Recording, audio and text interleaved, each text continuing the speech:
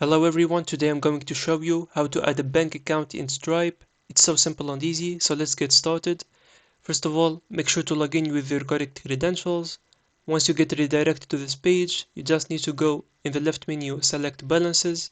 From here, it will ask you to add a bank account, so make sure to select this element. In the right, make sure from here to verify your identity. When selecting said verification, you need to check your email to confirm your identity. Now for the next step, go to the settings icon, top right corner. After that, in the account settings section, select business.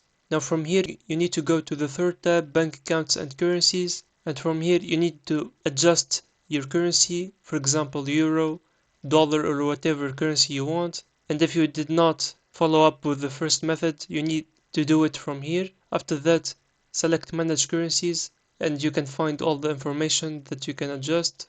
Scroll down. Now for the payment schedule, either if you wanted manual payouts or automatically, and you can change the period of time. I usually set it as monthly and specify the day. After that, make sure to select save. Scroll down. I usually switch on to keep a minimum amount in your payments balance, like 100. Make sure to save it. And that's it. You mostly are good to go. If you found it helpful, make sure to like and subscribe, and see you on the next one.